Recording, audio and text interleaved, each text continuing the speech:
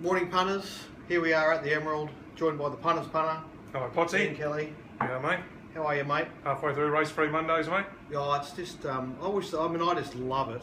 I think it's the best thing they've trialled in years, and I just hope that that the figures work out and they can continue. I think if it was a year-round thing, I'd be happy if there was 2 meetings every Wednesday. It wouldn't bother me one bit. Yeah.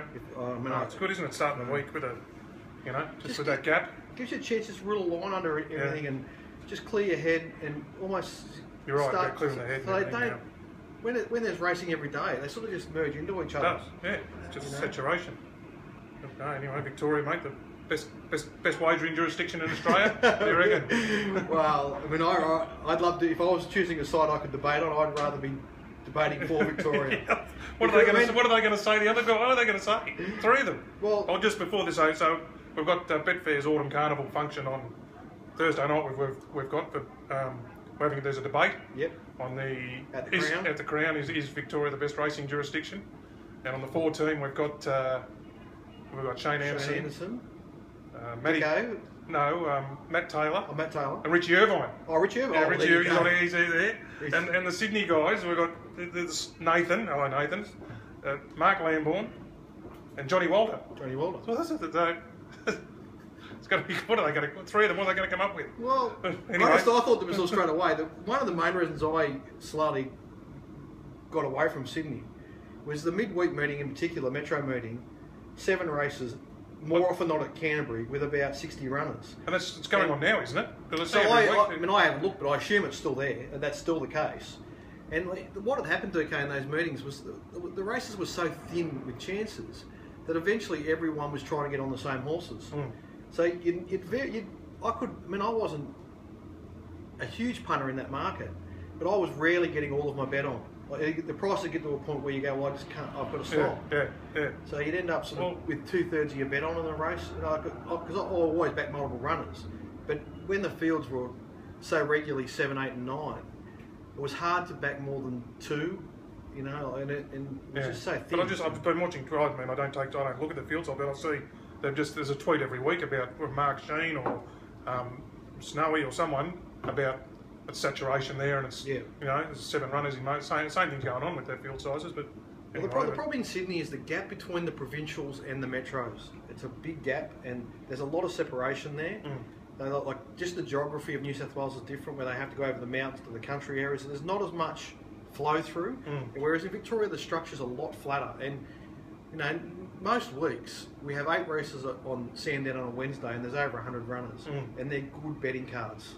So good luck to the boys arguing for the There's nearly a bit of a show there. I mean, Matt and Richie live in Sydney and they're betting on Melbourne, so I mean that's anyway. It should be good fun. It'll be a bit of fun anyway. I think it should be good fun night. Anyway, looking forward to it. Absolutely. Everyone there. Anyway, just a quick run through Caulfield, DK, before we move on to a bunch of other issues. So the first point of interest there on Saturday was the track. The times were slow for a good 3, and they were about on average 10 lengths slower than the previous week, and it's a bit perplexing.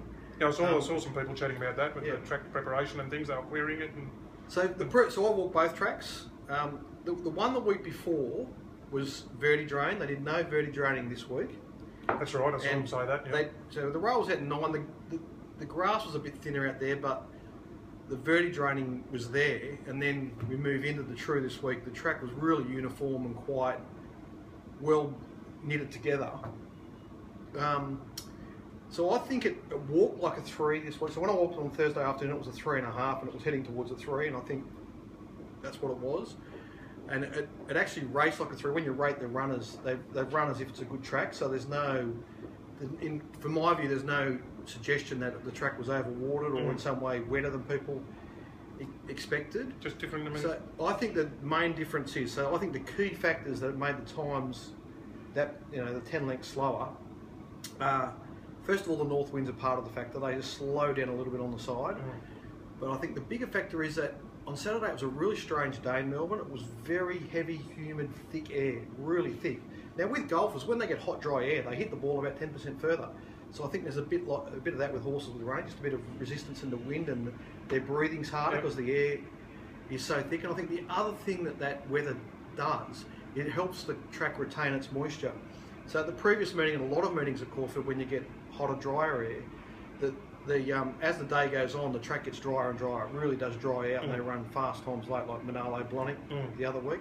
Whereas on Saturday, I think it stayed the same all day. So yeah, I think they are the main factors that led to. Just shows nothing's ever. It's just that's why every race, every day is its own different conundrum or its own different equation, because it's never the same. Never the same. Might be same track and same distance, but it's not the same weather conditions, not the same wind. It's not the same preparation, you know. The game's just so full of subtleties. Yeah, and nuance, that's right. You know, yeah, and we do our best to cover it and try and make it as close to apples, but it just shows you like that.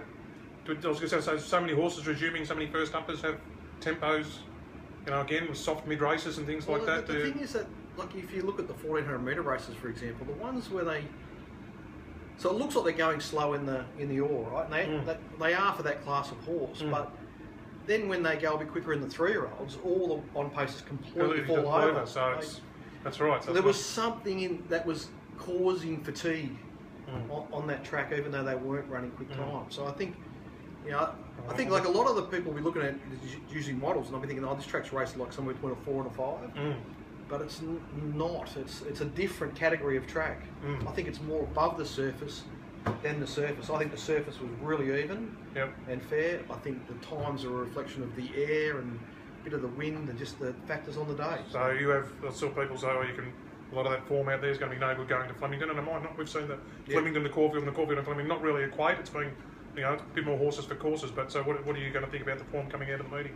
I think that forms a good platform for a lot of horses, a good foundation. foundation And things. Yeah, I think it's there, but it's not just black and white. It's not just you can take it as it was, you know. And the different races. So yeah, very tricky, very tricky. But I don't. It's not one of those situations where I'm just saying no, forget that form. I think it will have some merit. The most confusing race of the day is the All. Just well, so there's 10 unlucky runners. No margins, which is normally complete alarm bells. But because most of them are first up, and it's just a stepping stone for most of them, they're not looking to have hard runs anyway. So given what I'm saying about the breathing and all that sort of shit, like Lord of the Sky should have got beaten 10 lengths, shouldn't he? Like he's missed the start, he's hunted through the field, he's got up. Did he actually go to the front, or did he sit outside the line? I can't remember in the end. Yeah, he got. I can't remember. He's been beaten 3/4 of a length. Yeah. Like it's almost the run of the day. I mean, he's not a horse to follow, but like it's a huge run. Yeah. In the circumstances. Because he wasn't out the front, a lot of the other jockeys. Where is he? Where is he? That's probably why we're not supposed to be. We're supposed to follow him. Yeah, especially what's his name? The one that rode the Tassie horse, McCool. McCool. Yeah, he was drawn immediately outside, and he was just going to come across with it. And he's like, where'd you go? Then he just didn't know what to do. Plan B, yeah. Any of the races there you want to have a quick no, that's about it.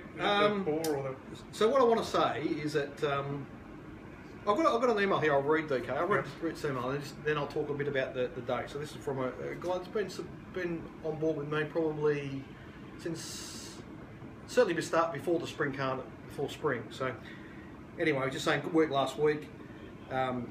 You know, good to get some reward for all the hard work you're putting in, blah, blah, blah. So just on that point, there's been a lot of meetings over the last month where we finished it. I've gone, geez, we're a bit stiff there. You know, we might have been a small winning day or a chop out or whatever, and we've just missed out on a lot of races, missed a lot of photos, and you think, oh, well, we're around the money, so that's good, but, you know.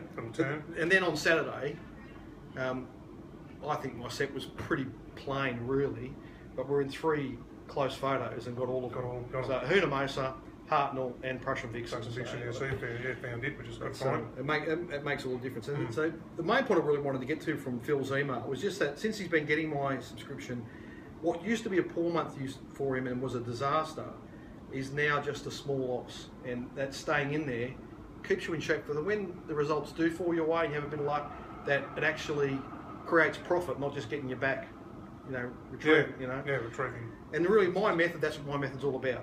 Staying in the game, trying to avoid strip outs. We don't have many of them over the course of the year. Waiting for them to get your way. Just backing enough of the right horses at the right prices that eventually the rub of the green's got to find you. So, and I'm saying that on Saturday the rub of the green found us fall short. So, but there's plenty that hasn't the last couple of months. Yes, we went on the wrong side of it. I mean, I was on the wrong side of it at Moonee Valley on Friday night. I mean, that was. I paid Divine Dice and told all the boys to take $11 and started $6.50 and was that this? And the thing that Craig Williams rode, Sabotage, And I said, we're going on a post again. She's Yeah, a talented mare, but she'll be back last. She'll be in Shitsville, need a miracle. Well, she got a miracle.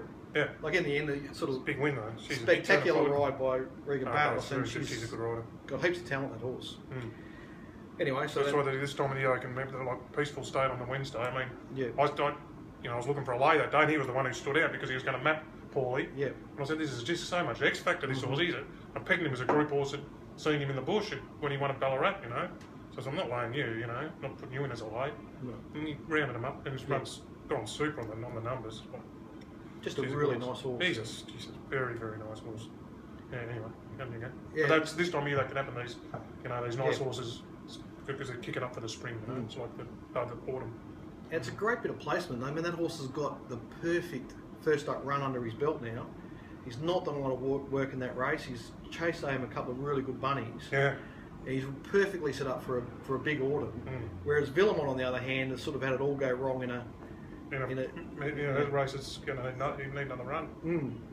So that is interesting. So and then on Friday night I also backed Gravist, which wasn't. Well that was interesting. That was great by Brent Zarafa when he went and got Ben Mellon. So he said, I'll go and grab Ben Mellon here. Yep. Ben, what do you think? He said, no, B. Allen had me where he wanted me and checkmate and made me chase with the weight.